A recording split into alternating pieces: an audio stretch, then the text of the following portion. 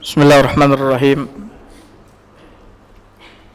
Assalamualaikum warahmatullahi wabarakatuh.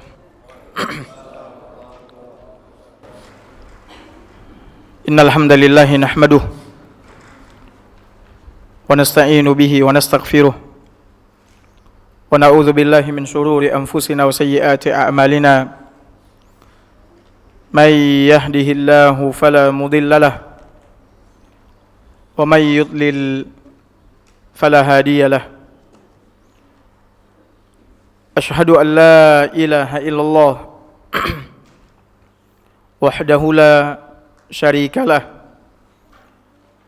wa asyhadu anna Muhammadan abduhu wa rasuluh. Ya ayyuhalladzina amanu taqullaha haqqa tuqatih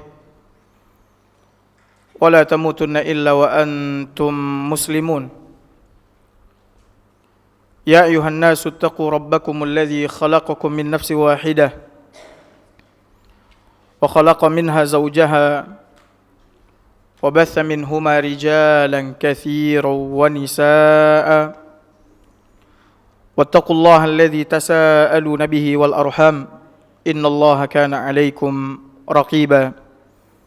Ya ayyuhalladzina amanu taqullaha wa qulu qawlan sadida يصلح لكم أعمالكم ويغفر لكم ذنوبكم ومن يطع الله ورسوله فقد فاز فوزا عظيما. أما بعد فإن أصدق الحديث كتاب الله وخير الهدي هدي محمد صلى الله عليه وسلم وشر الأمور محدثاتها وكل محدثة بدعة wa kullu bid'atin dhalalah wa kullu dhalalatin finnar. Hadirin hadirat jamaah yang semoga senantiasa dirahmati oleh Allah Azza wa Jalla. Nabi sallallahu alaihi wasallam pernah bersabda, "Majtama'a qaumun fi baitin min buyutillah." Tidaklah sekelompok orang duduk di salah satu rumah Allah Subhanahu wa taala, yatluna kitab Allah, mereka membaca Al-Qur'an, wa yatadarasunahu bainahum, dan mereka mempelajari maknanya, illa nazalat alaihimus sakinah, melainkan Allah Subhanahu wa taala akan menurunkan kepada mereka ketenangan, wa ghasyiyatuhumur rahmah, dan mereka akan diliputi rahmat Allah Subhanahu wa taala, wa haffathumul malaikah, dan mereka akan dikelilingi oleh para malaikat, wa dzakarahumullahu fi man indah, dan Allah Subhanahu wa taala akan menyebutkan nama mereka satu persatu di hadapan malaikat-malaikat yang ada di sisinya. Sekarang ini kita tengah duduk di salah satu rumah Allah Subhanahu wa taala dalam rangka mempelajari ayat-ayat Allah Subhanahu wa taala. Maka mereka yang duduk di rumah Allah belajar ilmu agama dari Al-Qur'an dan sunnah Nabi SAW akan memperoleh 4 keutamaan yang disebutkan oleh Nabi. Pertama, ketenangan. Orang-orang yang duduk di rumah Allah Azza wa Jalla belajar ilmu agama, maka mereka jauh dari kegundahan, kegelisahan, kesedihan. Karena di dalamnya orang-orang berzikir, menyebut nama Allah Subhanahu wa taala, meninggikan nama Allah. Bukankah Allah Subhanahu wa taala mengatakan, "Ala bi dzikrillah tatma'innul qulub." Bukankah dengan berzikir, menyebut nama Allah, hati kita akan menjadi tenang? Maka apabila antum ditimpa kegundahan, kegelisahan, duduklah di majelis ilmu. Dengarkan ayat-ayat Allah Subhanahu wa taala. Ya. Pelajari makna kandungan dari ayat-ayat tersebut. Maka Allah Subhanahu wa taala akan memberikan ketenangan. Kemudian diliputi oleh rahmat Allah Subhanahu wa taala. rahmat Allah dijelaskan oleh para ulama berdasarkan hadis Nabi SAW yang lain, di mana Nabi SAW pernah mengatakan bahwasannya Allah memiliki para malaikat yang berjalan di jalan-jalan yang biasa dilalui oleh manusia. Allah memiliki malaikat yang berjalan-jalan di jalan-jalan yang biasa dilalui oleh manusia. Apa yang mereka kerjakan? Mereka mencari orang-orang yang duduk di majelis ilmu. Ketika mereka menemukan sekelompok orang yang duduk belajar ilmu agama, malaikat tersebut akan memanggil teman-temannya. Kata mereka, halummu ta'alau ila hajatikum. Kemarilah kalian wahai saudara-saudaraku, kata malaikat ini. Ini orang-orang yang kalian cari. Maka berdatanganlah para malaikat, ya, mengitari orang-orang yang duduk di majelis ilmu tersebut. Mereka bertumpuk-tumpuk sampai ke langit. Ini juga menunjukkan bahwasanya para malaikat mencintai orang-orang yang duduk di majelis ilmu. Kemudian ketika selesai, majelis ilmu selesai, mereka kembali. Malaikat ini naik ke sisi Allah Subhanahu wa taala. Terjadi dialog antara Allah dengan mereka dan Allah Maha tahu. Allah berkata kepada mereka, "Apa yang kalian temukan? Apa yang kalian lihat?" Kata mereka, "Kami menemukan orang-orang yang duduk di rumahmu ya Allah belajar ilmu agama." Kata Allah, apa yang mereka harapkan? Kenapa mereka duduk di sana? Kata malaikat, yang mereka harapkan adalah surgamu ya Allah. Ya, yang mereka harapkan adalah surgamu ya Allah. Kata Allah Subhanahu wa taala, afwan sebelum itu, Allah tanya, apa yang mereka lakukan di majlis ilmu tersebut? Kata malaikat, mereka menyebutmu ya Allah, meninggikan namamu, mengagungkan namamu, dan seterusnya. Membesarkanmu. Kata Allah Subhanahu wa taala, hal ra'auni?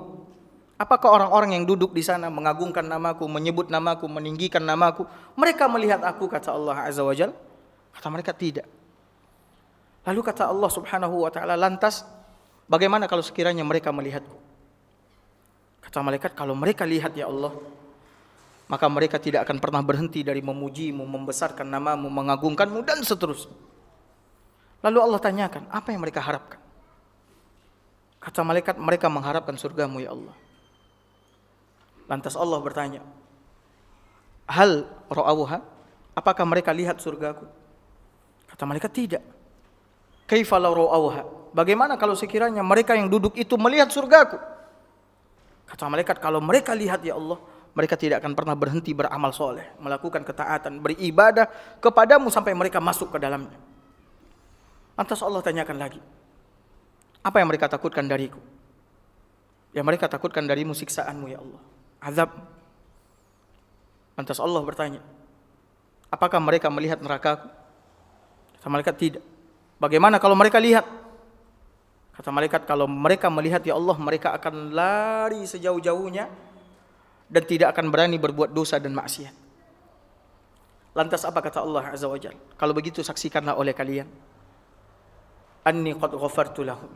Aku ampuni dosa mereka semua. Ini rahmat Allah yang pertama yang Allah berikan kepada orang-orang yang duduk di majlis ilmu. Makanya jangan pernah bosan duduk di majlis ilmu. Tidak ada majlis di permukaan bumi ini yang paling dibanggakan oleh Allah Subhanahu wa taala, dicintai dan diridhai oleh Allah selain daripada majlis ilmu. Allah berikan ampunan kepada orang-orang yang duduk di majlis ilmu. Kemudian kata Allah Subhanahu wa taala, aku berikan apa yang mereka harapkan. Yang mereka harapkan tadi apa? Surga. Aku akan berikan kepada mereka itu. Ini rahmat Allah yang kedua. Kemudian yang ketiga, kata Allah Azza wa Jalla, dan aku lindungi mereka dari siksaanku. Artinya Allah akan selamatkan kita dari nerakanya. Ini rahmat Allah yang ketiga. Orang-orang yang duduk di majlis ilmu diliputi rahmat Allah Subhanahu wa taala. Kemudian yang ketiga, kata Nabi SAW, yang akan didapatkan oleh orang-orang yang duduk di salah satu rumah Allah belajar ilmu agama, mereka dikelilingi oleh para malaikat. Dalam riwayat yang lain, Nabi mengatakan, wa innal malaikata la tad'u ajnihataha li talibil ilmi ridhan bima yasna. sesungguhnya para malaikat, kata Nabi SAW, akan meletakkan sayap-sayapnya ke tanah, ke bumi, sebagai bentuk penghormatan kepada orang yang belajar ilmu agama karena senang dan suka terhadap apa yang mereka pelajari. Para malaikat sangat memuliakan orang-orang yang belajar ilmu agama, sangat mencintai mereka. Maka kata Nabi SAW, mereka akan dikelilingi oleh para malaikat. Maka majlis ilmu ini adalah majlis yang dikelilingi oleh para malaikat. Kemudian yang keempat, Allah akan banggakan kita di hadapan malaikatnya di langit. Allah akan sebut nama kita. Sungguh kemuliaan yang tiada tara ketika Allah menyebut nama kita dan siapa kita. Ketika salah satu orang besar di dunia ini menyebut nama kita, kita bahagia, kita bangga dan merasa mulia. Terbayang oleh kita bagaimana kalau Allah pencipta langit dan bumi, penguasa jagat raya menyebut nama kita. Sahabat Nabi SAW yang bernama Ubay bin Ka'ab, suatu hari dipanggil oleh Nabi SAW.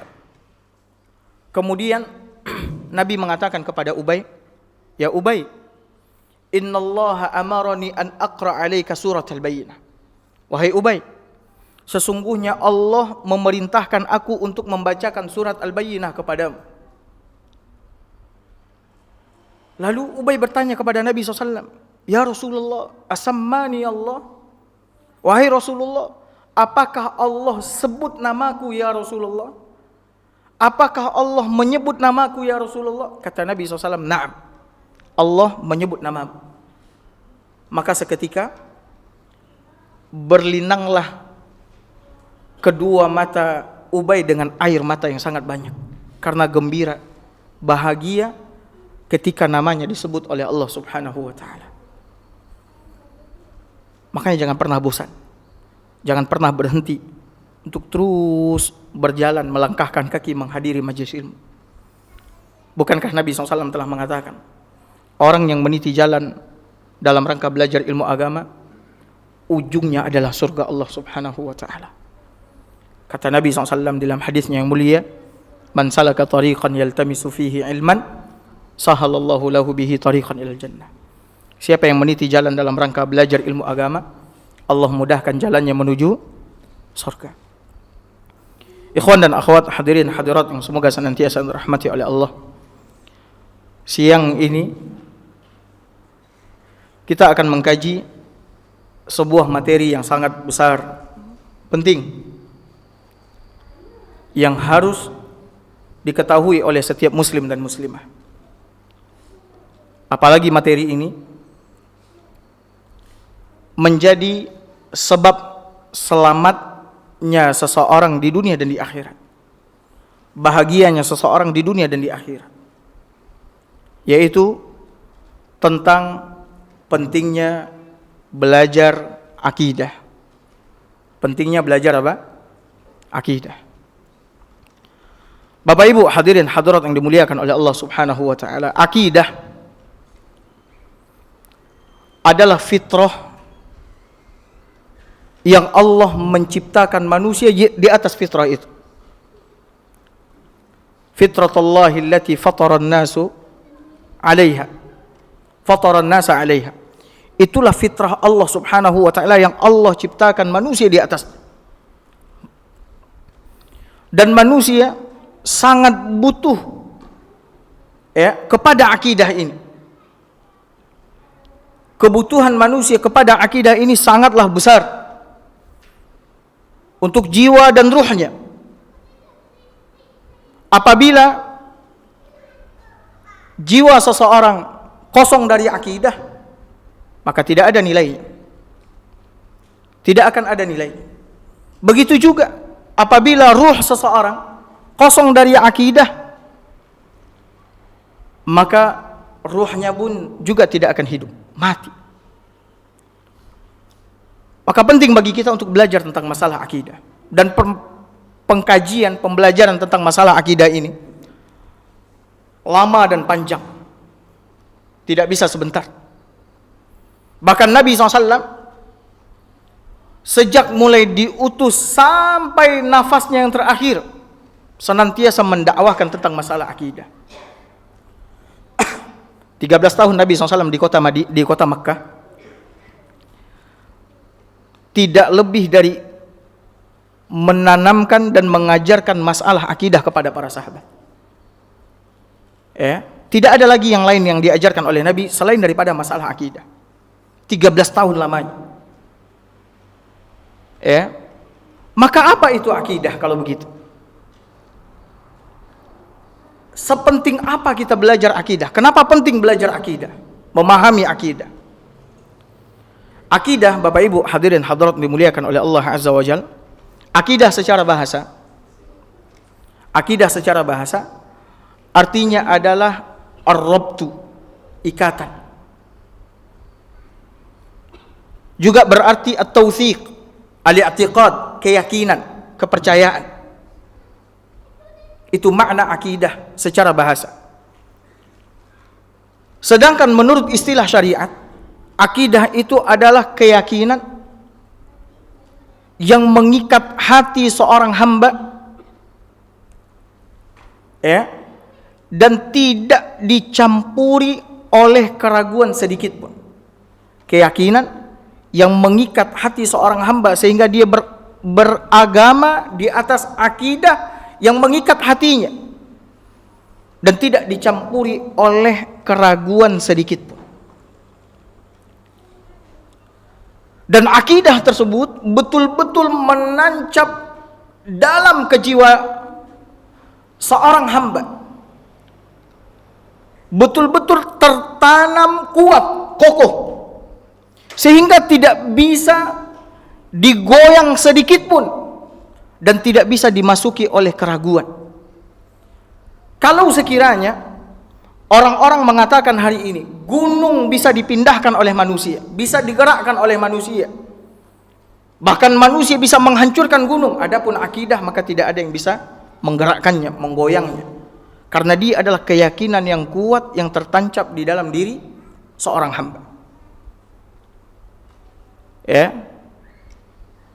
Nah, hadirin hadirat yang dimuliakan oleh Allah Azza wa Jalla, akidah adalah power, kekuatan yang mendorong seorang hamba untuk melewati segala ujian dan cobaan yang menerpa dirinya, dan untuk menjalankan tugasnya di permukaan bumi ini sebagai khalifah Allah Subhanahu wa taala, hamba Allah Azza wa Jalla.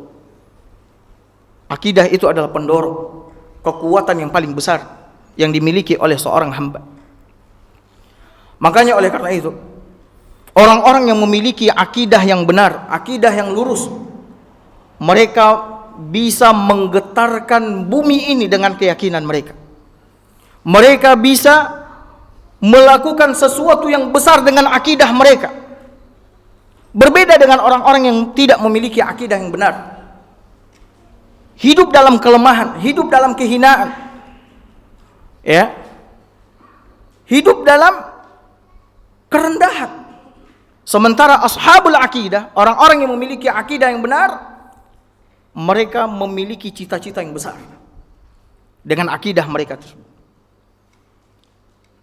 Makanya penting bagi setiap muslim dan muslimah untuk belajar masalah akidah. Dan dari mana kita belajar masalah akidah ini? Dari mana kita mengambil akidah kita? Apakah kita mengambil akidah kita dari para filosof-filosof yang terkenal? Atau kita mengambil akidah kita dari apa yang diajarkan oleh orang-orang barat? Atau kita mengambil akidah kita dari media-media televisi? Atau kita mengambil akidah kita dari bacaan-bacaan koran? Maka jawabannya, hadirin hadirat yang dimuliakan oleh Allah, kita tidak mengambil akidah kita dari apa-apa yang tadi kita sebutkan. Tapi kita mengambil akidah kita dari sebaik-baik kitab yang ada di permukaan bumi ini, yaitu kitabullah, Al-Quranul Karim. Al-Quran yang Allah katakan di dalam Al-Quran itu sendiri, la ya'tihil batilu min baini yadayhi wala min khalfihi tanzilun min hakimin hamid. Al-Quran itu adalah sebuah kitab yang tidak dimasuki oleh kebatilan, baik dari depan ataupun dari belakang. Dia benar-benar kitab yang turun dari sisi zat yang maha bijak lagi maha terpuji, yaitu Allah subhanahu wa ta'ala. Kita mengambil akidah kita dari Al-Quranul Karim. Bahkan para ulama seperti Al-Imam Ibnul Qayyim rahimahullah mengatakan, mulai dari ayat yang pertama di dalam Al-Quran sampai yang terakhir, seluruhnya berbicara tentang masalah akidah. Seluruhnya berbicara tentang masalah apa? Akidah. Maka andaikan orang-orang membaca Al-Quran, mempelajari Al-Quran, mengetahui kandungan Al-Quran, maka mereka akan memiliki akidah yang lurus, akidah yang benar. Dan kita juga mengambil akidah kita dari sunnah Nabi SAW yang merupakan sebaik-baik petunjuk. Sunnah Nabi SAW yang Allah subhanahu wa ta'ala mengatakan, وَمَا يَنْتِقُ عَنِ الْهَوَى إِنْ هُوَ إِلَّا وَحْيٌ يُوحَى. Nabi tidak pernah berbicara dari hawa nafsunya, akan tapi itu adalah wahyu yang diwahyukan oleh Allah Azza wa Jalla. Dari kedua sumber ini kita mengambil akidah kita, Al-Quran dan Sunnah.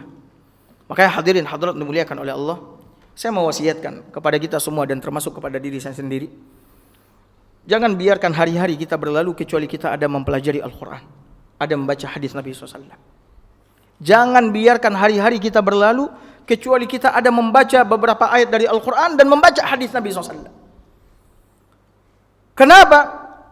Karena Al-Quran dan hadis adalah dua pusaka yang ditinggalkan oleh Nabi untuk umat ini agar mereka bahagia dan agar mereka tidak tersesat.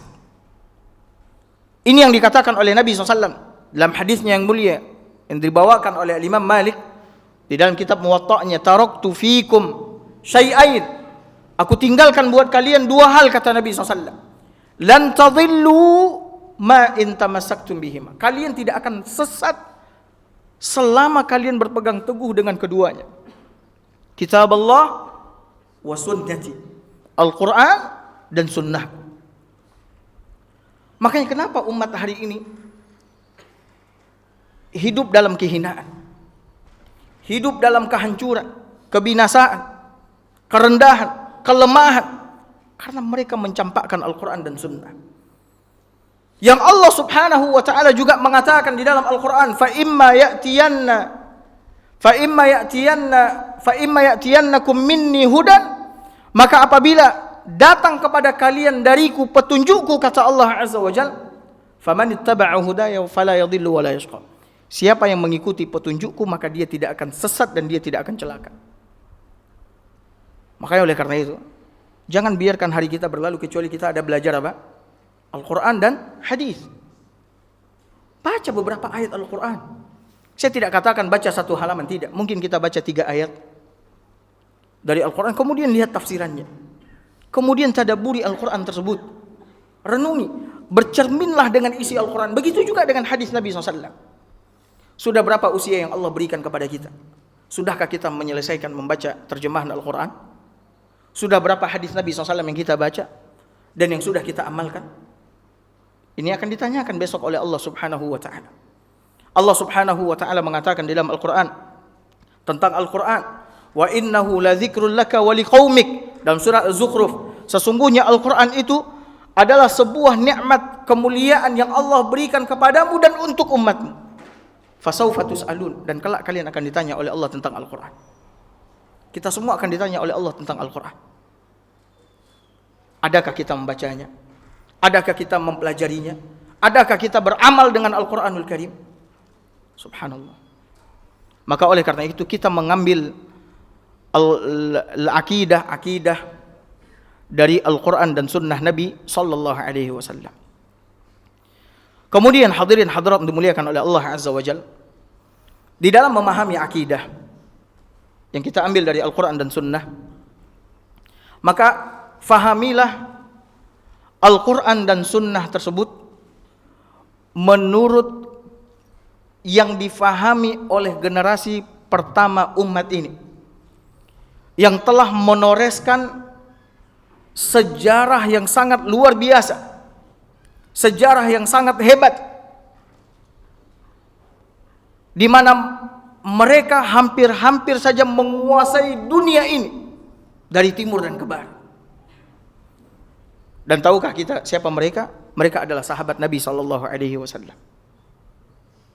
Fahami Al-Quran dan Sunnah menurut pemahaman mereka. Kenapa menurut pemahaman mereka? Karena tidak ada yang memahami Al-Quran dan Sunnah sebagaimana yang diinginkan oleh Allah dan Rasul selain daripada mereka. Mereka hidup di masa Al-Quran dan Sunnah itu ada. Hidup di zaman Nabi SAW. Bahkan mereka melihat bagaimana wahyu itu turun kepada Nabi. Mereka juga langsung mendengar ayat itu dibacakan oleh lisan Nabi. Bahkan mereka juga mendengar penjelasannya dari Nabi SAW. Serta mereka juga melihat bagaimana Nabi SAW mengamalkan isi Al-Quran itu sendiri. Maka seseorang tidak akan bisa memahami Al-Quran dan Sunnah sebagaimana mestinya, kecuali memahami keduanya menurut pemahaman para sahabat Nabi SAW. Kenapa menurut pemahaman mereka? Karena mereka adalah orang-orang yang Allah ridhoi. Bahkan Allah sebutkan di dalam Al-Quran bahwasanya Allah telah meridhoi mereka. Allah katakan di dalam surat At-Taubah ayat 100, "Was-sabiqunal awwaluna minal muhajirin wal ansar." Orang-orang yang pertama lagi dahulu masuk ke dalam Islam dari kalangan muhajirin dan ansar. "Walladzina tabauhum bi ihsan." Dan yang mengikuti mereka dengan baik siapa? Yaitu muhajirin dan ansar, yaitu para sahabat Nabi SAW. Kata Allah Azza wa Jal, radhiyallahu anhum wa radu'an. Allah ridha kepada mereka dan mereka pun ridha kepada Allah. Lalu apa kata Allah mengenai muhajirin dan ansar para sahabat Nabi ini? Wa a'adda lahum jannatin tajri tahtaha al-anharu khalidina fiha abada. Allah telah menyediakan buat mereka. Mereka ini siapa? Siapa mereka ini? Sahabat Nabi SAW, muhajirin dan ansar. Apa yang Allah sediakan buat mereka? Surga. Subhanallah. Lalu bagaimana kita meninggalkan pemahaman mereka?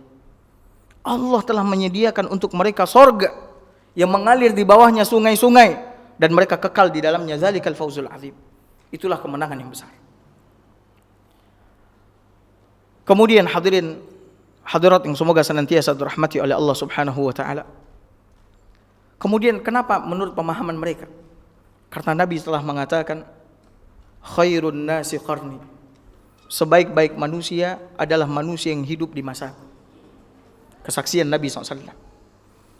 Bahkan Nabi SAW juga mengatakan, ketika beliau menyebutkan bahwa umat ini akan terpecah belah menjadi 73. Semuanya berada di neraka kecuali satu. Yang satu itu kata Nabi SAW adalah man kana ala ma ana alaihi wa ashabi. Siapa yang beragama seperti aku dan para sahabatku beragama.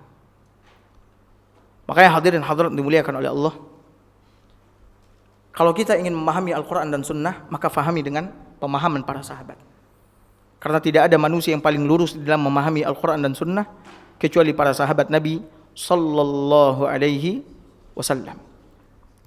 Hadirin hadirat yang semoga senantiasa dirahmati oleh Allah. Sekarang kita masuk kepada bahasan kenapa penting belajar akidah. Ya. Kenapa penting belajar akidah? Hadirin hadirat dimuliakan oleh Allah. Yang pertama, para nabi dan rasul memulai dakwah mereka dengan akidah. Akidah itu yang mana? Yaitu keimanan kepada Allah Subhanahu wa taala. Yaitu la ilaha illallah. Pengenalan terhadap Allah Subhanahu wa taala. Baik rububiyah, uluhiyah, asma dan sifat Allah Subhanahu wa taala. Ini akidah. Tidak ada seorang nabi maupun rasul kecuali seluruhnya memulai dakwahnya dengan akidah. Makanya oleh karena itu para penerus nabi dan rasul di dalam dakwah, kalau mereka benar-benar mengikuti rasul, maka hendaklah mereka memulai dakwahnya dengan apa? Dengan akidah. Allah tegaskan di dalam surat An-Nahl ayat 36, "Walaqad ba'atsna fi kulli ummatir rasul." Walaqad ba'atsna fi kulli ummatir rasula an i'budullaha wajtanibut taghut. Dan sungguh kami telah mengutus pada setiap umat seorang rasul. Tidak ada satupun umat di permukaan bumi ini yang kosong dari seorang rasul. Allah utus seorang rasul kepada mereka. Lalu apa kata Allah? Ani'budullaha wajtanibut taghut.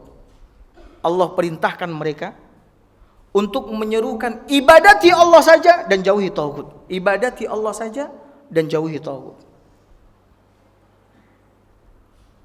Bahkan hadirin hadirat yang dimuliakan oleh Allah, Rasul yang pertama, Nuh alaihi salam,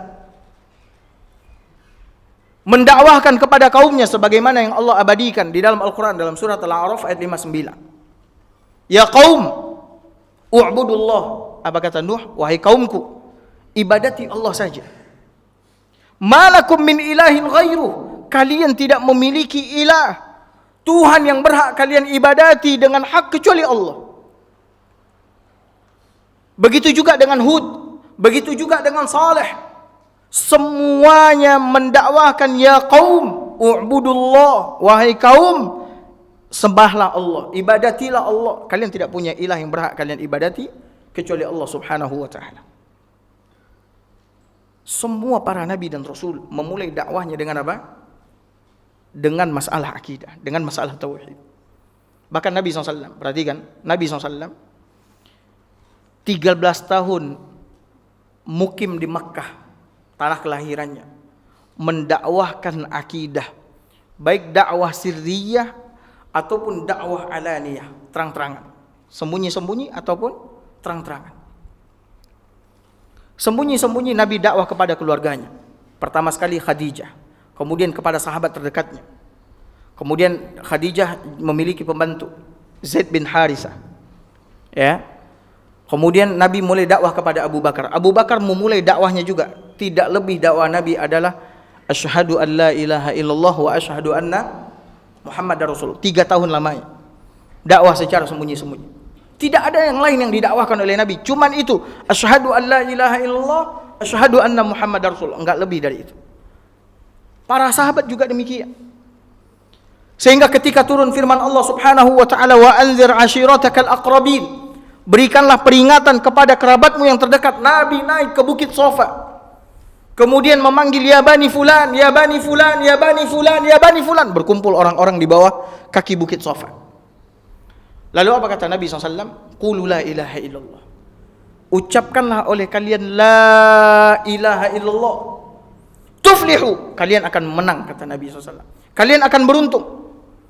Ucapkanlah oleh kalian la ilaha illallah, maka kalian akan menguasai Arab ini, dan orang-orang ajam akan tunduk di bawah kalian. Ini yang didakwahkan oleh Nabi SAW. Nabi mendapatkan pertentangan.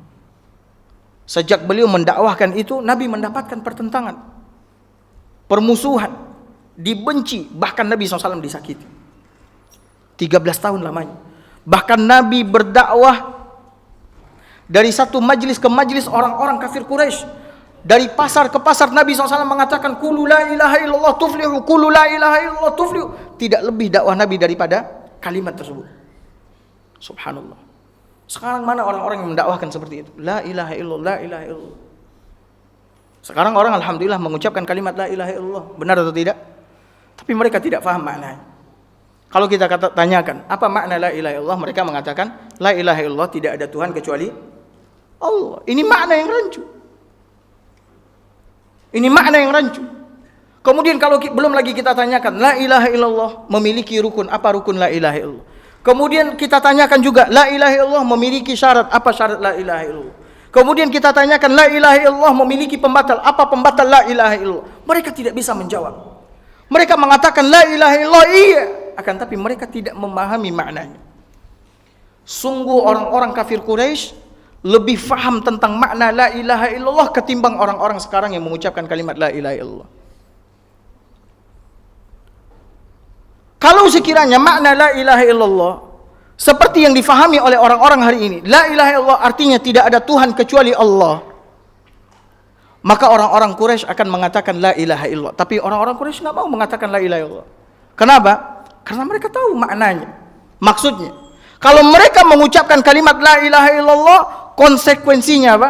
Mereka harus menghancurkan semua sesembahan-sesembahan mereka yang mereka sembah patung-patung berhala-berhala yang ada di rumah mereka atau di tempat-tempat peribadatan mereka. Makanya mereka nggak mau mengucapkan kalimat la ilaha illallah. 13 tahun Nabi SAW dakwahkan ini. Berpindah dari satu majlis ke majlis di pasar-pasar, bahkan Nabi mendatangi rumah orang-orang kafir Quraisy. Nabi mengatakan la ilaha illallah, la ilaha illallah terus. 13 tahun lamanya. Bahkan perhatian Nabi selama 13 tahun itu memang terfokus ke dalam dakwah akidah la ilaha illallah. Kita bisa lihat hadis-hadis Nabi sallallahu alaihi wasallam. Ya. Ketika ada di sisi Nabi SAW orang yang mengatakan Masya Allah wa syi'ta, ya Rasulullah, segala sesuatu itu sesuai dengan kehendak Allah dan kehendakmu. Maka Nabi SAW marah. Kata Nabi SAW, aja'altani lillahi nidda? Apakah kau jadikan aku ini tandingan bagi Allah subhanahu wa ta'ala, sehingga kau katakan segala sesuatu itu bergantung kepada kehendak Allah dan kehendakku? Jangan kau katakan itu, kata Nabi SAW. Akan tetapi katakan Masya Allah wahdah, sesuai dengan kehendak Allah semata. Lalu Nabi SAW membacakan firman Allah subhanahu wa ta'ala, wa ma tasha'una illa ayyasha Allahu rabbul alamin. Dan apa yang mereka kehendaki, melainkan kehendak mereka itu kembali kepada kehendak Allah rabbul alamin. Ketika ada salah seorang wanita mengatakan di sisi Nabi SAW, bergembiralah, berbahagialah, karena sesungguhnya di tengah-tengah kita ada seorang Rasul yang mengetahui perkara yang gaib. Maka ditegur oleh Nabi SAW. Ini masalah apa ini? Akidah. Dia mengatakan, bergembiralah, berbahagialah, kita memiliki seorang Rasul yang mengetahui apa yang terjadi di hari esok. Nabi marah. Jangan kau katakan seperti itu, kata Nabi. Sesungguhnya aku tidak mengetahui apa yang terjadi di hari esok. Yang mengetahui apa yang terjadi di hari esok adalah siapa? Allah subhanahu wa ta'ala. Ini masalah apa ini? Masalah akidah. Ya. Kemudian Nabi juga mengatakan, man halafa bi ghairillahi faqad asyrak. Siapa yang bersumpah dengan selain nama Allah, maka sungguh dia telah berbuat syirik.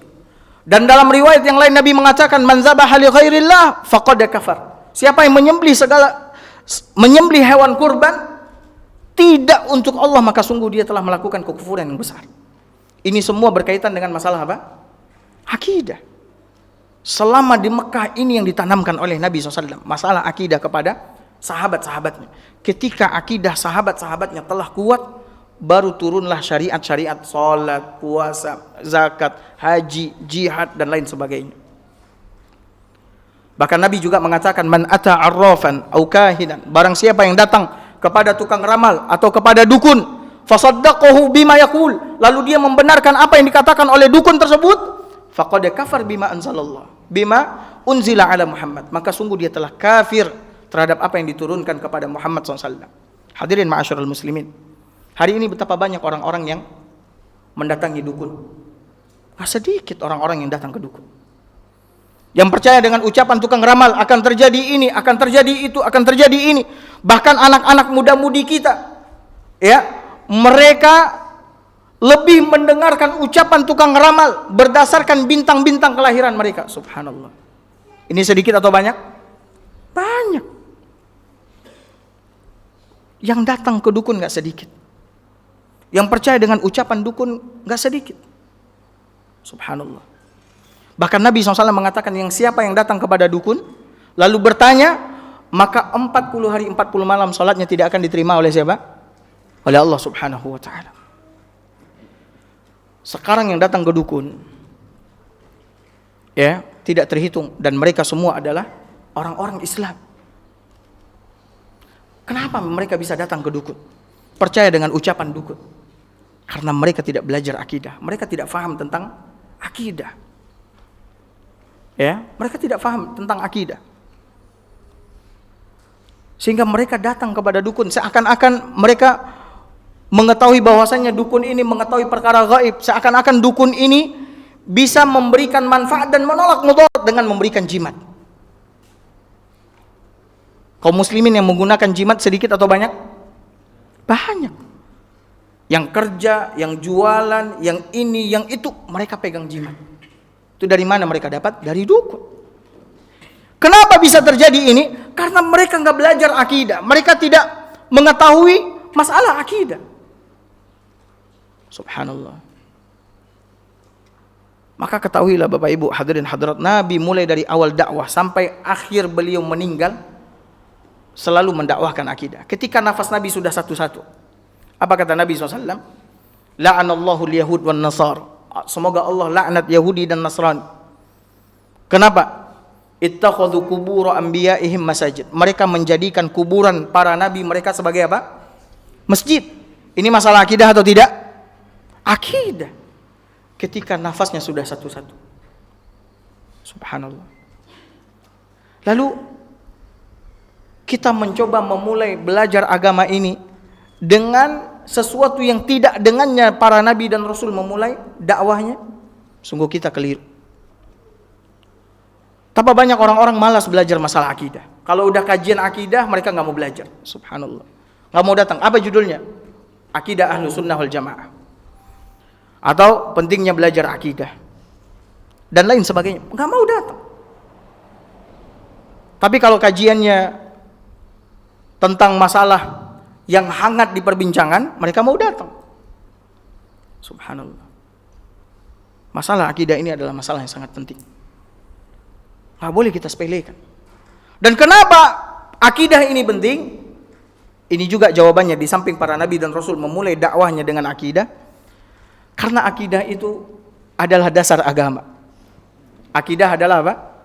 Dasar agama. Agama seseorang tidak akan diterima oleh Allah Subhanahu wa ta'ala sekalipun dia salat sekian puluh tahun, sekalipun dia zakat setiap tahun, puasa Ramadan tiap tahun, haji ke Baitullah tiap tahun, jihad di jalan Allah tiap sebentar jihad. Tapi dia tidak memiliki akidah kepada Allah Subhanahu wa ta'ala, akidahnya tidak benar kepada Allah Azza wa Jalla, maka tidak ada arti ibadah yang dia kerjakan. Karena dia adalah dasar agama. Nabi SAW menggambarkan Islam ini, perhatikan baik-baik. Islam ini seperti bangunan, kata Nabi. Islam ini seperti apa? Bangunan. Bunyal Islam ala khams. Islam ini seperti bangunan yang tegak di atas 5 pilar, 5 dasar. Yang menjadi dasar pokok dari semua dasar itu yang pertama sekali apa? Syahadat la ilaha illallah Muhammad Rasulullah. Ini dulu, syahadat la ilaha illallah Muhammad Rasulullah. Kita udah belajar ini atau belum? Syahadat la ilaha illallah Muhammad Rasulullah. Ini dulu. Nabi tidak memulai rukun Islam itu dengan salat, zakat, tidak, dengan syahadat yang menunjukkan bahwasannya dasar agama itu sendiri adalah akidah, tauhid. Kalau sekiranya syahadat la ilaha illallah Muhammad Rasulullah seseorang tidak benar, salatnya nggak ada artinya, zakatnya nggak ada artinya, puasanya nggak ada artinya, hajinya nggak ada artinya, sekalipun itu adalah rukun Islam. Diterima atau ditolaknya amalan seseorang dilihat dari akidahnya. Dia sholat baik, dia zakat bagus, dia puasa bagus, dia haji bagus, tapi dia berbuat syirik. Dia berbuat apa? Syirik. Ada nggak nilai sholatnya? Ada nggak nilai zakatnya, puasanya, haji? Nggak ada. Kenapa? Karena akidahnya rusak. Dia berbuat syirik. Allah Subhanahu wa ta'ala mengatakan di dalam Al-Quran, walau asyraku lahabita anhum ma kanu ya'malun. Kalau sekiranya mereka berbuat syirik, terhapus semua amal ibadah mereka. Orang-orang yang berbuat syirik itu, saya mau tanya nih, orang-orang yang berbuat syirik, di antara kesyirikan yang nyata sekarang ini apa? Orang-orang datang ke kuburan-kuburan keramat kemudian meminta ke sana. Ya. Seakan-akan mayit yang ada di dalam kubur tersebut dapat membantunya, memberikan manfaat, menolak mudarat darinya. Dan ini menyebar banyak di negeri Islam, bukan di negara kita aja. Kuburan-kuburan yang dikeramatkan. Bahkan dulu waktu saya kuliah, itu banyak kuburan-kuburan keramat. Di kedua sisi kuburan itu ada kotak. Satu kotak fulus Orang-orang yang datang masukin fulus. Satu lagi kotak surat permohonan. Satu lagi kotak surat apa? Permohonan. Syekh, ibu saya lagi sakit, sembuhkan dia. Syekh, kakak saya belum menikah, pertemukan dia dengan jodohnya. Syekh, macam-macam permohonan yang diminta. Subhanallah. Apakah mayit yang ada di dalam kubur itu mengetahui apa yang dia minta? Apakah mayit yang ada di dalam kubur itu mendengar apa yang dia minta? Apakah mayit yang ada di dalam kubur itu bisa mengabulkan apa yang dia minta? Ini masalah akidah. Dan betapa banyak orang-orang yang datang. Ya, datang kuburan-kuburan keramat. Subhanallah. Saya mau tanya, itu yang datang ke kuburan keramat itu orangnya sholat atau enggak? Sholat itu. Di bulan Ramadan mereka puasa atau enggak? Puasa. Bahkan mereka haji ke Baitullah. Tapi mereka melakukan kesyirikan yang menghapuskan semua amalan mereka. Kenapa? Karena mereka enggak belajar tentang masalah akidah. Akidah ini dasar agama. Maka kalau ada orang bertanya, apa dasar Islam? Maka jawabannya dua. Dasar Islam dua. Pertama, tauhid kepada Allah. Kemudian yang kedua, tidak mengerjakan kesyirikan kepada Allah Azza wa Jalla. Itu dasar Islam. Ya, itu dasar Islam. Makanya mustahil amalan seseorang diterima oleh Allah sementara dia berbuat syirik. Dia melakukan kesyirikan dan dia tidak mengetahui apa yang dilakukan itu adalah syirik. Atau dia tahu tapi dia menganggapnya tidak syirik. Dan syirik ini adalah sesuatu yang paling besar, yang paling dibenci oleh Allah Subhanahu wa taala. Makanya hadirin hadirat dimuliakan oleh Allah, dasar agama kita adalah tauhid, akidah. Maka pelajari akidah. Beli buku-buku akidah, pelajari, baca. Pelan-pelan baca, pelan-pelan baca. Subhanallah. Kadang-kadang disuruh membaca buku akidah, ya, harus rutin membacanya. Terasa berat oleh sebagian orang. Tapi kalau baca WA orang sepanjang tali apa? Sepanjang tali apa? Saya nggak tahu itu.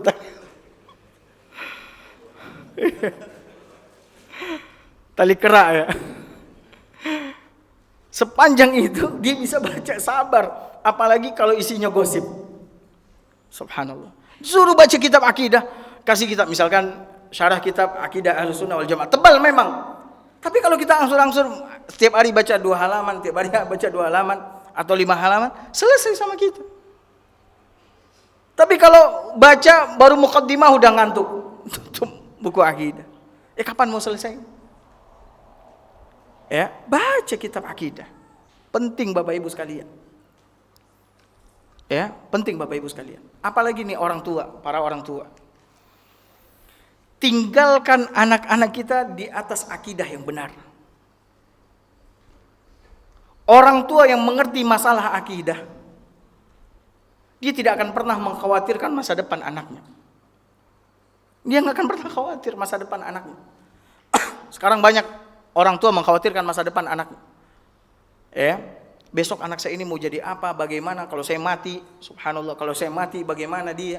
Kalau saya nggak kerja cari uang, kumpulkan uang banyak, besok anak cucu saya bagaimana? Subhanallah. Seakan-akan dia yang memberikan kehidupan, memberikan rizki kepada anak-anak cucunya. Padahal yang ngasih makan anak cucunya siapa? Allah yang ngasih. Allah yang kasih. Tapi banyak orang tua mengkhawatirkan ini, itu dan sebagainya. Tapi mengkhawatirkan anaknya tidak mengerti tentang masalah akidah, tidak mengenal Allah Azza wa Jalla, tidak tahu bagaimana cara beribadah kepada Allah, gak pernah mereka khawatirkan sedikit pun. Subhanallah. Masalah akidah ini masalah yang sangat besar. Makanya Nabi SAW mengajarkan akidah ini ke semua lini, baik orang tua, anak muda, begitu juga anak kecil. Ibnu Abbas ini sepupunya Nabi SAW. Ya, masih kecil, belum sampai usianya 10 tahun atau mungkin belasan tahun. Nabi SAW pernah mengatakan kepadanya dalam hadis yang sahih diriwayatkan oleh Imam At-Tirmidzi, Kemudian juga diriwayatkan oleh Imam Al-Hakim, kata Nabi SAW, ya gulam, bocah, kata Nabi. Ibnu Abbas kata kecil, Nabi udah tua, 50-an umurnya. Kata Nabi, wahai bocah, inni u'allimuka kalimat, ane mau ngajarin sama ente, kata Nabi SAW, beberapa kalimat, hafalkan baik-baik. Kalimat apa yang diajarkan sama Nabi? Kalimat akidah. Kata Nabi, dengarkan baik-baik. Ihfazillaha yahfazka. Bocah, kata Nabi, kau jaga Allah, niscaya kau akan dijaga sama Allah. Kau jaga Allah, niscaya kau akan dijaga sama siapa? Allah. Ihfazillaha tajidhu tujahak. Kau jaga Allah, kau akan temukan Allah di hadapanmu. Maksudnya apa? Maksudnya kau jaga Allah, kau jaga syariat Allah. Apa syariat Allah? Salat. Kemudian bersuci. Kemudian makan. Jaga, pokoknya jaga syariat Allah Azza wa Jalla. Niscaya kau akan dijaga oleh Allah Azza wa Jalla. Kau jaga syariat agama Allah, kau akan temukan Allah di hadapanmu, akan mengurusi semua urusanmu. Ini akidah atau tidak? Akidah. Ini Nabi ajarkan kepada bocah kecil. Sekarang orang tua nggak ngajarin ini sama anaknya. Dia ngajarin apa? Cicak di dinding dan seterusnya. Subhanallah. Bahkan ada yang ngajarin anaknya lagu dangdut. Anaknya bisa nyanyi, dia bangga. Subhanallah. Dia nggak pernah ngajarin anaknya mengenal tentang Allah ketika makan. Dia bisa katakan sama anaknya, nak, ini yang ngasih kita makan siapa? Allah. Begitu juga yang ngasih kita kehidupan Allah. Ajarkan anak-anak kita kepada Allah Azza wa Jalla. Tentang masalah rizki, tentang masalah kehidupan. Ya. Kata Nabi SAW, kau jaga Allah, kau akan temukan Allah di hadapanmu. Lalu apa kata Nabi SAW? Idza sa'alta fas'alillah. Kalau kau mau minta, minta sama Allah. Lihat yang diajarin sama Nabi. Kalau kau mau minta, minta sama siapa? Allah. Enggak minta sama orang. Karena yang maha kaya itu Allah, yang memiliki segala-galanya Allah. Maka kau minta sama Allah. Dalam urusan dunia ataupun akhirat, kau minta sama Allah. Allah penguasa dunia dan akhirat. Ada enggak orang tua yang ngajarin ini sama anaknya? Yang diajarin sama orang tuanya sekarang ini tahu enggak apa? Kalau paman ente datang, om ente datang, minta duit. Nanti om mau datang, kata dia. Kalau minta duit, jangan minta yang biru. Minta yang warna apa? Merah. Kata. Kalau biru jangan terima, merah. Dan kalau minta jangan 1, 10. Ini yang diajarin. Iya atau enggak? Ini yang senyum-senyum ini ada kemungkinan ya. Subhanallah. Mana yang ngajarin? Idza sa'alta fas'alillah. Kalau kau mau minta, minta sama Allah. Sehingga kalau anak udah diajarin kayak begitu, dia butuh sesuatu, dia akan minta sama Allah. Ya Allah, aneh butuh ini ya Allah. Kasih ya Allah. Apa aja yang dia butuhin, dia minta sama Allah. Nggak akan minta sama orang. Kemudian kata Nabi, wa idza sta'anta fasta'in billah. Kalau kau minta tolong sama Allah. Nggak ada yang bisa nolong kita. Dan tidak ada tempat meminta pertolongan yang paling baik kecuali Allah Azza wa Jalla. Hasbiyallahu wa ni'mal wakil. Cukuplah Allah sebagai penolong dan sebagai wakil bagi semua urusan kita. Serahin sama Allah Azza wa Jalla. Lalu Nabi pindah kepada penanaman akidah yang lain. Kata Nabi SAW, wa'lam, ketahuilah olehmu wahai bocah. Annal ummah, ni umat ini seluruhnya, kata Nabi SAW. Lawistama'at, kalau mereka berkumpul bersatu padu.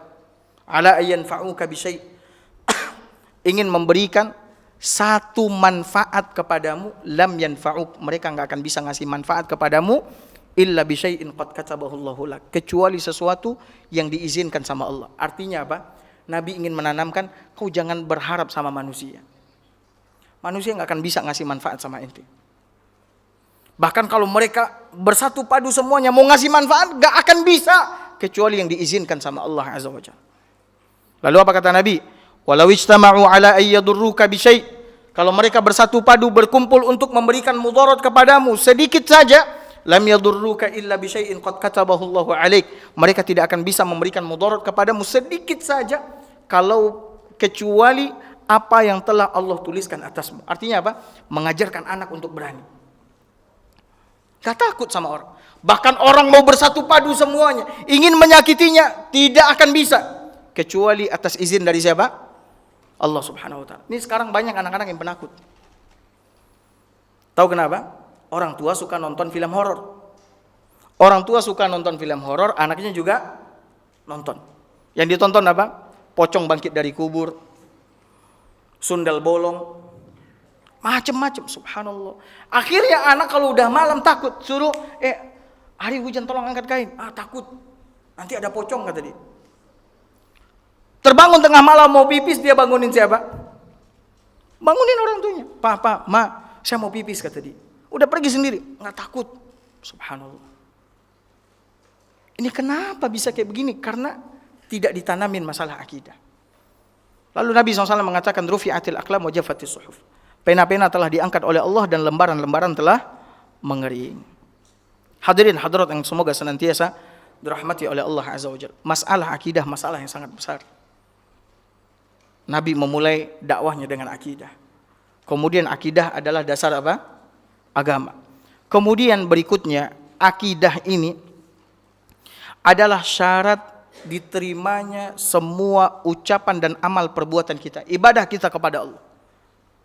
Kalau sekiranya kita beribadah kepada Allah, apakah bentuknya ucapan ataupun perbuatan, tapi tidak didasari oleh akidah yang benar dan lurus, maka sia-sia semuanya. Sia-sia semuanya, nggak ada artinya di sisi Allah Azza wa Jalla. Makanya ada orang yang banyak amalannya, besok di akhirat Allah hadirkan amalan tersebut. Setelah Allah hadirkan, Allah jadikan amalannya yang banyak tadi bagaikan debu yang berterbangan. Allah mengatakan, wa qadimna ila ma 'amilu min amal faja'alnahu haba'an manthura. Kami datangkan semua amalan mereka, salat mereka, zakat mereka, puasa mereka, haji mereka, zikir mereka, tilawah Al-Quran mereka, berbuat baik sama orang dan sebagainya. Tapi karena dia berbuat syirik, karena akidahnya nggak benar, dia memiliki keyakinan yang menyimpang tentang Allah Subhanahu wa Ta'ala, Allah jadikan semua amalannya bagaikan debu yang berterbangan, tidak ada yang bermanfaat untuknya sedikit pun. Makanya oleh karena itu dalam banyak ayat Allah selalu menggandeng iman dengan amal soleh, yang menunjukkan bahwa amal soleh itu harus dikerjakan di atas dasar keimanan. Dalam surah Al-Asr, wal asr innal insana lafi khusr illa alladzina amanu wa amilus shalihat. Banyak ayat enggak terhitung. Para ulama menyebutkan lebih dari 80 ayat di dalam Al-Quran Allah menggandeng iman dengan amal soleh, yang menunjukkan bahwasanya amal soleh harus dibangun di atas apa? Keimanan. Di antaranya firman Allah dalam surat An-Nahl ayat 97. Allah mengatakan, man amila salihan min zakarin aw untha wa huwa mu'min. Siapa yang mengerjakan amal soleh, laki-laki ataupun wanita, dan dia beriman, kata Allah Azza wa Jalla, falanuhyiyannahu hayatan thayyibah. Kami akan berikan kepadanya kehidupan yang baik. Wala najziyannahum bi ahsani ma kanu ya'malun, dan kami akan memberikan ganjaran pahala yang lebih baik dari apa yang mereka kerjakan, yaitu surga. Jadi Bapak Ibu hadirin hadirat dimuliakan oleh Allah Azza wa Jalla, apabila kita pengen amal kita diterima oleh Allah, maka kerjakan amalan itu di atas akidah yang benar. Menjadi penentu diterima atau ditolaknya amalan kita, yaitu akidah yang benar. Jangan lakukan kesyirikan, peribadatan kepada selain Allah, atau hal-hal yang akan merusak akidah kita. Kemudian hadirin hadirat dimuliakan oleh Allah, kenapa penting belajar akidah? Kenapa akidah yang pertama yang harus didahulukan? Bapak Ibu, kebutuhan manusia kepada akidah yang benar itu melebihi kebutuhan mereka akan makanan dan minuman, bahkan udara. Kebutuhan manusia kepada akidah yang benar itu melebihi kebutuhan mereka akan makanan dan apa? Minuman, bahkan udara. Artinya apa? Kalau sekiranya orang nggak makan, nggak minum, atau nggak ada udara, apa yang akan menimpanya? Mati. Begitu juga akidah. Orang yang tidak memiliki akidah yang benar, maka dia akan kebingungan. Dia akan sesat. Ya. Dan dia akan terancam azab dunia dan akhirat. Orang kalau nggak makan dan nggak minum,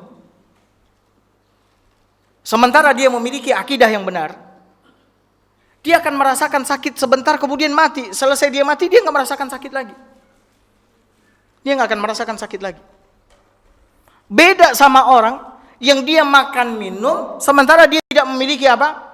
Akidah yang benar. Dia tidak mengetahui akidah yang benar. Maka dia akan hidup dalam kegalauan, kebingungan. Hidup dalam kesesatan, tidak tahu arah tujuan, dan dia terancam azab dunia dan akhirat. Hadirin hadirat dimuliakan oleh Allah Azza wa Jalla.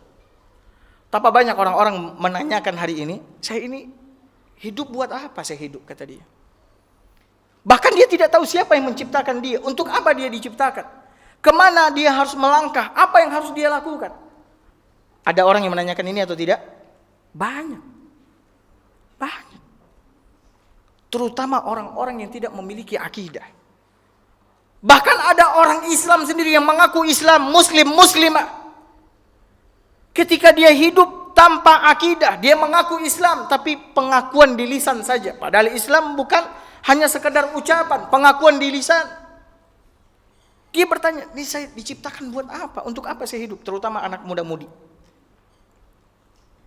Orang-orang yang hidup tanpa akidah, dia akan hidup dalam kebingungan, kebimbangan, keraguan. Tidak tahu arah tujuan. Sehingga pada akhirnya tahu apa? Bunuh diri. Pada akhirnya apa? Bunuh diri. Dan betapa banyak syair-syair orang-orang Arab dahulu, ya, yang mereka hidup tanpa akidah, mereka hidup dalam kebingungan, tidak tahu arah, dan tersiksa di dunia karena bingung, dan nanti tersiksa di akhirat. Seperti saya bacakan terjemahnya saja.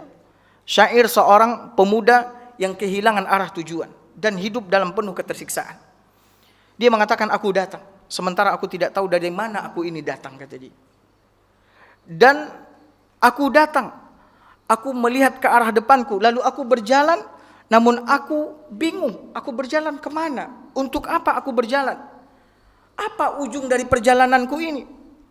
Lihat ucapan orang-orang yang kebingungan. Ya, apa yang harus aku lakukan? Mana jalan yang seharusnya aku tempuh? Dia mengatakan, aku tidak tahu. Tapi orang yang memiliki akidah yang benar, dia tahu. Yang menciptakan dia siapa? Allah. Untuk apa dia diciptakan? Beribadah. Ya, bagaimana dia bisa beribadah? Mengikuti Rasul.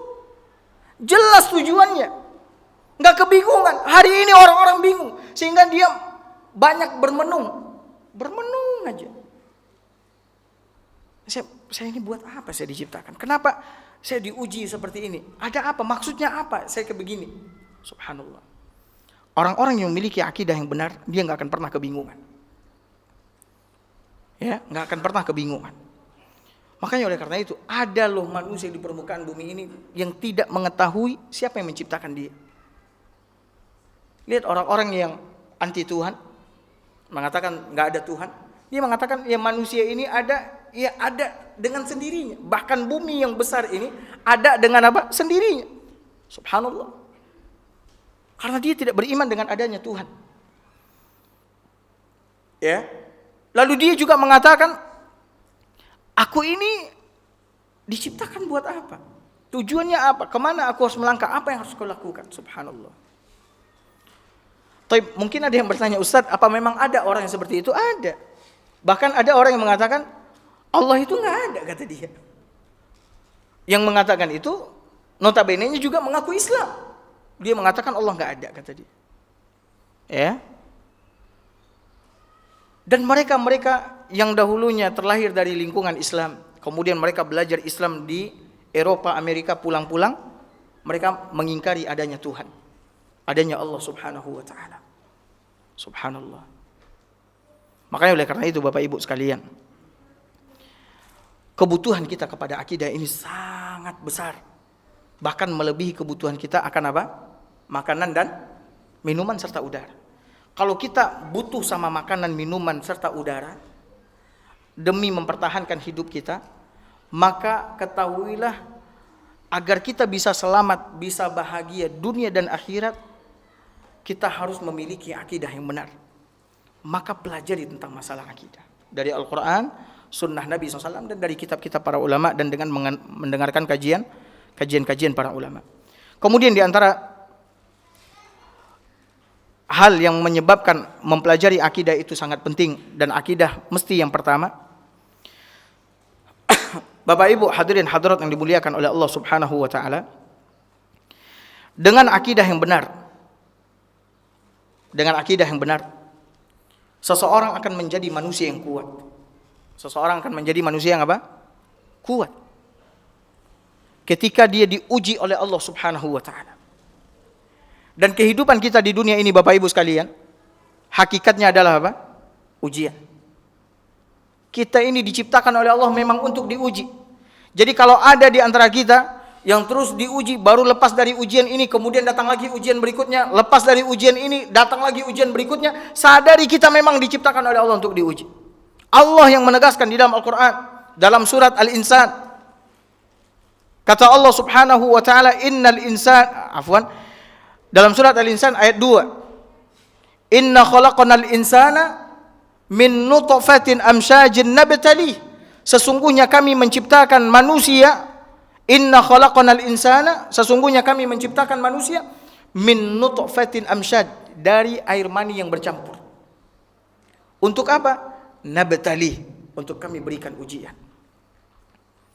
Agar kita bisa melewati ujian yang Allah berikan, maka miliki akidah yang benar. Karena yang bisa melewati ujian yang Allah berikan hanya ashabul akidah as-salimah, orang-orang yang memiliki akidah yang benar. Dan ujian itu Bapak Ibu sekalian, ada yang bentuknya baik, yaitu disukai oleh jiwa kita, ada yang bentuknya buruk yang tidak disukai oleh jiwa kita. Namun orang yang memiliki akidah yang benar, dia tahu semua ujian yang Allah berikan kepadanya pasti baik. Apakah dia diuji dengan sesuatu yang baik, yang dia senangi, seperti apa? Seperti apa? Kelapangan, harta, kesehatan, keselamatan, kesuksesan. Ini ujian, walaupun bentuknya kenikmatan. Ataupun ujiannya dengan sesuatu yang buruk yang tidak dia sukai. Gagalnya usaha dia, penyakit, kehilangan orang-orang yang dia cintai, ya, jatuh, kecelakaan, diambilnya anggota badannya. Ini sesuatu yang tidak disukai oleh jiwa. Dua-duanya baik Bapak Ibu sekalian. Yang mengatakan itu bukan saya, Nabi yang mengatakan. Kata Nabi SAW, ajaban li amril mu'min. Amat mengagumkan urusan orang yang beriman. Nabi bilang urusan orang yang beriman itu amat mengagumkan. Di mana letak mengagumkannya urusan orang yang beriman? Kata Nabi SAW, inna amrohu lahu kullahu khair. Sesungguhnya urusannya itu seluruhnya baik untuknya. Semua urusan orang yang beriman pasti baik. Ini yang wadzalika lil mu'min, yang demikian itu hanya untuk orang yang beriman, tidak untuk orang yang tidak beriman. Di mana letak baiknya? In asabathu sarra syakar fakana khairul lah. Kalau dia ditimpa nikmat, mendapatkan nikmat, dia bersyukur, maka itu baik untuknya. Namun kalau dia ditimpa musibah, dia bersabar, maka itu juga baik untuknya. Maka hakikat kehidupan kita ini sebenarnya tahu apa? Berpindah dari satu kebaikan kepada kebaikan berikutnya, dari satu kebaikan kepada kebaikan berikutnya. Karena semua urusan orang yang beriman pasti baik. Orang-orang rata-rata diuji dengan sesuatu yang buruk, yang tidak disukai oleh jiwa, terasa amat sangat berat. Tapi orang yang memiliki akidah yang benar, dia tidak merasa berat. Sehingga dia tidak pernah mengeluh, dia tidak pernah menghujat, dia tidak pernah berburuk sangka. Yang ada dia terus bersyukur kepada Allah Subhanahu wa taala. Anaknya meninggal, dia istirja, bersyukur kepada Allah Azza wa Jalla. Berarti itu yang terbaik. Usahanya gagal, dia istirja, mengucapkan kalimat inna lillahi wa inna ilaihi rajiun, dan kemudian dia bersyukur kepada Allah Azza wa Jalla. Berarti itu yang terbaik untuknya. Ya.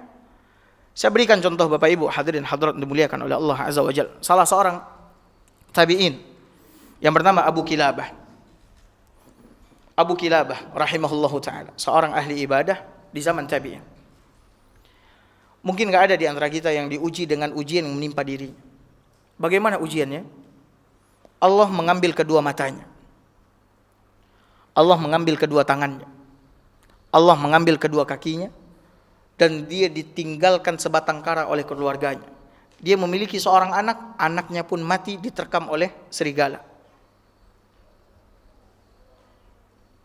Tapi lisannya selalu mengucapkan alhamdulillah, alhamdulillahilladzi faddalani ala katsirin mimman khalaq.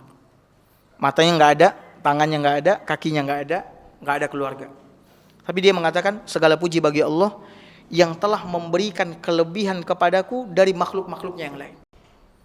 Sehingga ketika ucapannya ini didengar oleh salah satu pasukan kaum muslimin, tentara, didatangi, wahai fulan, apa yang kau syukuri dari hidupmu ini?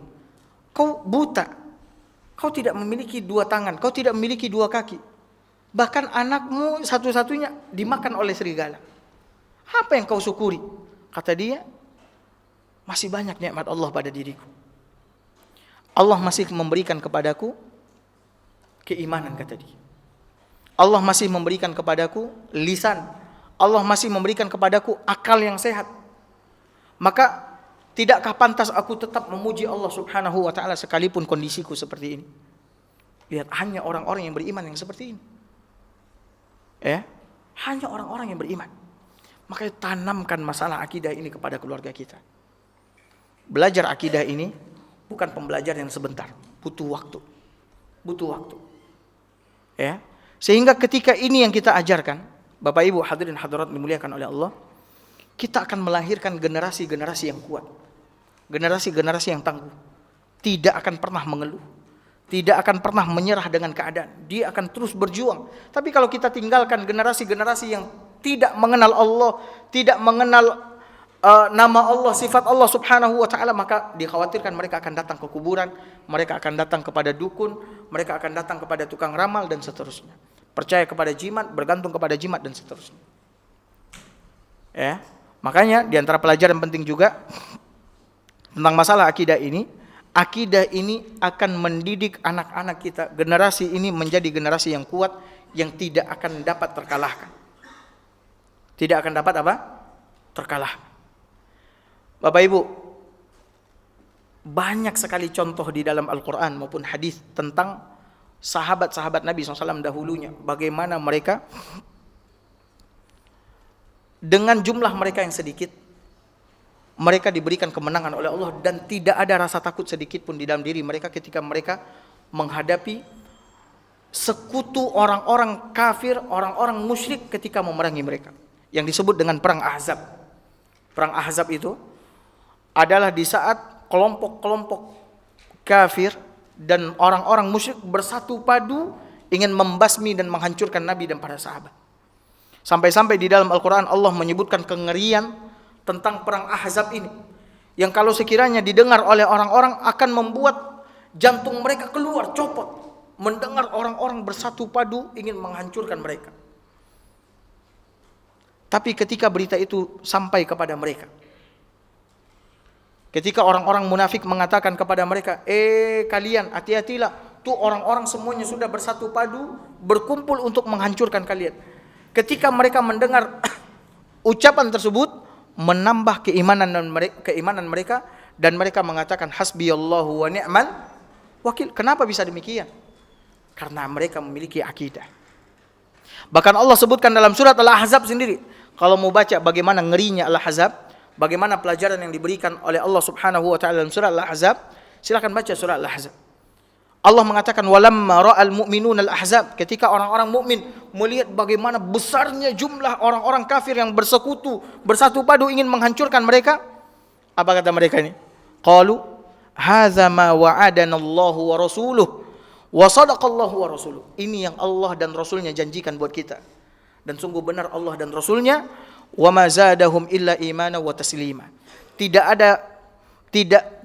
ketika mereka melihat itu, tidaklah menambah mereka kecuali keimanan mereka bertambah dan mereka semakin menggantungkan harapan mereka kepada siapa? Kepada Allah. Makanya lihat, dalam peperangan jumlah kaum muslimin itu selalu sedikit. Dalam perang Badar, berapa lawan berapa? 300 lawan 1000. 300 lawan 1000. Dimenangkan oleh siapa? Kaum muslimin.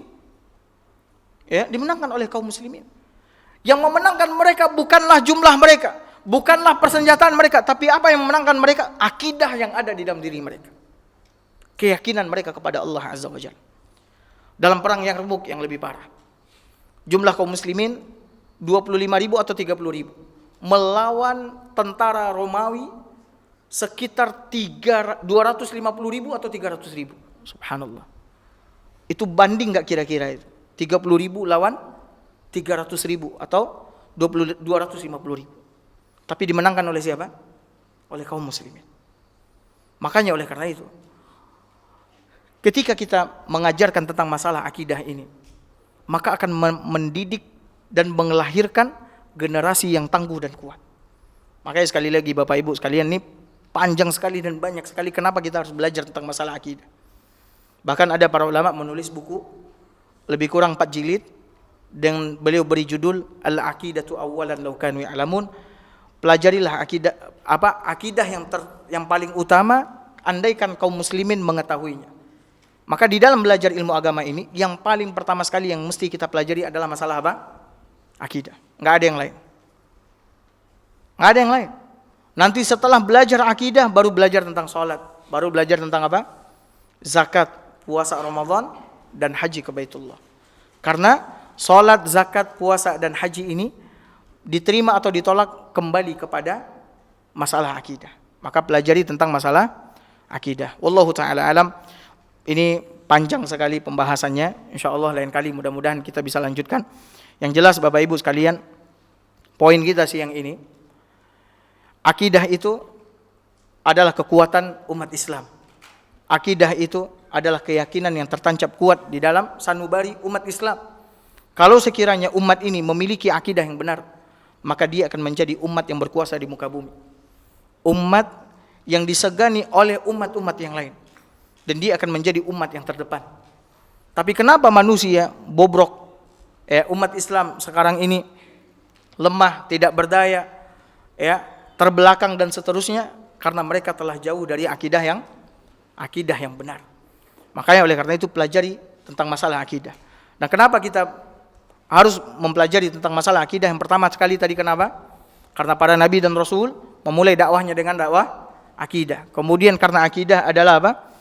Dasar agama, pondasi dasar agama. Kemudian akidah adalah apa? Akidah apa?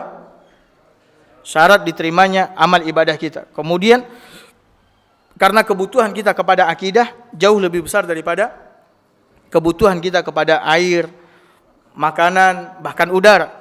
Kemudian akidah yang benar akan memberikan kekuatan kepada kita untuk melewati segala ujian. Akidah yang benar akan melahirkan generasi yang baik dan generasi yang kuat. Wallahu taala alam. Mungkin cukup sampai di sini kajian kita. Insyaallah di lain kesempatan kita lanjutkan. Wassallallahu ala nabiyina Muhammad wa ala alihi wa sahbihi wasallam. Assalamualaikum warahmatullahi wabarakatuh.